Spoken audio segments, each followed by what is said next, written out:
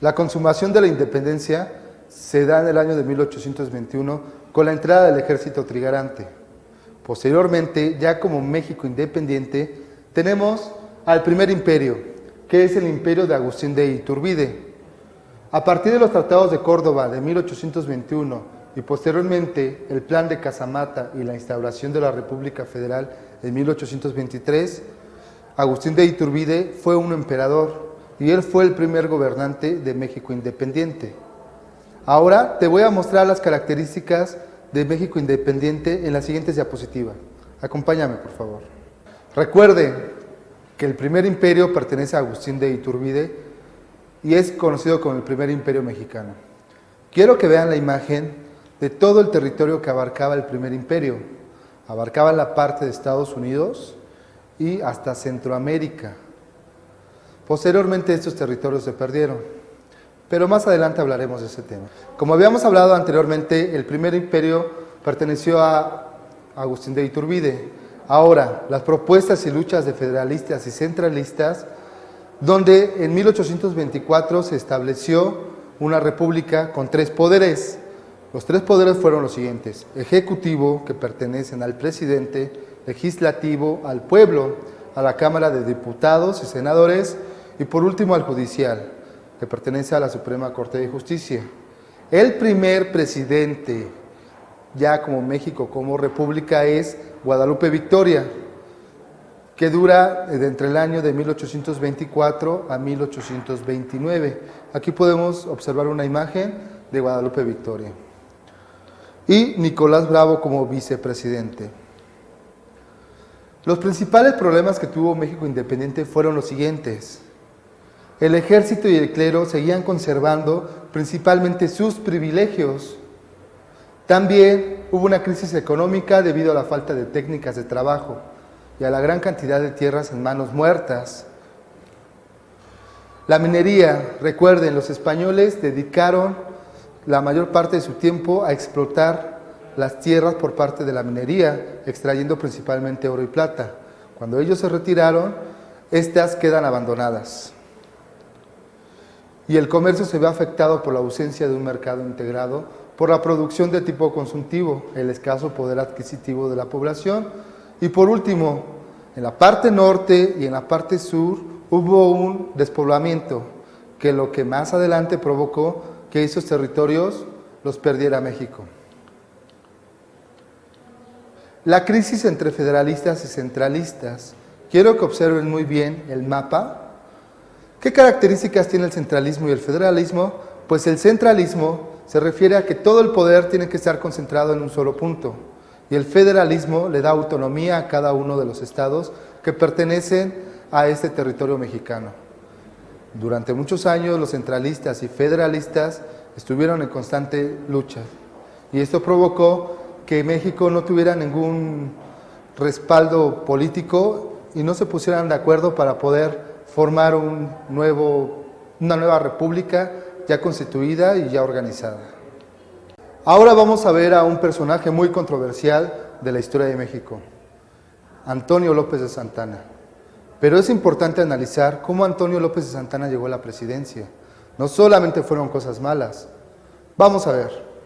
En el año de 1829, Antonio López de Santana saca a los españoles que querían invadir de nuevo a México en la batalla de Tampico, y fue hasta el año de 1833 donde él se proclama como presidente de México.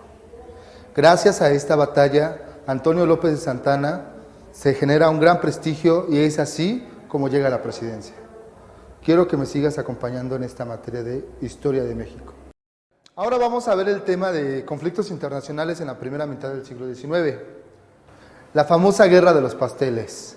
El 21 de marzo de 1838, Francia invade Veracruz exigiendo el pago de 600,000 pesos. ¿Por qué sucedió esto? Porque recuerden, había constantes batallas entre centralistas y federalistas, y en una de esas trifulcas se vio afectada una pastelería en Tacubaya. Entonces, ese rumor llegó a los oídos de los altos mandos franceses y fue cuando le declaran la guerra a México. Pero el 9 de marzo de 1839 se firmó el Tratado de Paz, por el cual México se comprometía a pagar dicha cantidad. Entonces desde ahí los mexicanos quedamos endeudados con los franceses. La separación de Texas. Vamos a retomar otra vez a Antonio López de Santana. La política expansionista de Estados Unidos y porque los colonos estaban descontentos por el abandono en que los tenía el gobierno mexicano, se lleva a cabo esta separación. Es muy importante, como yo les había comentado, el territorio norte y el territorio sur había sido prácticamente abandonado y poco a poco norteamericanos fueron poblando Texas. Entonces, cuando Antonio López de Santana tiene problemas en Texas, pues vaya sorpresa, se va a encontrar con puros colonos norteamericanos. Obtuvo una célebre victoria en el Álamo en marzo de 1836. Quiero que observen el mapa donde se encuentra el Álamo. El Álamo era defendido por Houston, pero posteriormente, un mes después, sufre una humillante derrota en San Jacinto. Y es así como Antonio López de Santana cede la parte de Texas. Pero algo muy importante, Texas todavía no pertenecía a Estados Unidos, sino que se volvió un territorio neutral. El gobierno mexicano se negó a vender también Nuevo México y la Alta California y a dar por consumada la independencia de Texas, lo que originó que el gobierno norteamericano declarara la guerra a nuestro país el 13 de mayo de 1846 y el 2 de febrero de 1848 se firmó el Tratado de Guadalupe Hidalgo. Recuerden muy bien, Tratado de Guadalupe Hidalgo es que ahora sí México se compromete a ceder estos territorios. Primero fue Texas, que se independiza de México y posteriormente lo absorbe Estados Unidos. Y con el Tratado de Guadalupe Hidalgo pierde los demás territorios del norte, lo que son la Mesilla y la Alta California. Chicos, vamos a continuar con la materia de historia. Nos toca ver el tema de la reforma liberal. Los liberales, ellos querían una república federal y democrática y querían separar el poder de la Iglesia del Estado. Los conservadores, su contraparte, querían un gobierno de tipo monárquico y querían darle poder a la Iglesia y al clero. El 1 de marzo de 1854, el Plan de Ayutla derrota a Santana y se crea un Congreso Constituyente. El 28 de noviembre de 1855, Juan Álvarez expide la Ley Juárez, que limita el poder de la Iglesia y del Ejército. Esta fue la primera reforma liberal que se llevó a cabo en esta nueva república. A continuación te voy a mostrar las modificaciones hechas a las leyes de reforma, que son las siguientes. Ley Lerdo, desamortización de bienes y corporaciones eclesiásticas y civiles. Ley Registro Civil, el 27 de enero de 1857. Ley Iglesias, el 11 de abril de 1857, que prohibía el cobro de servicios parroquiales.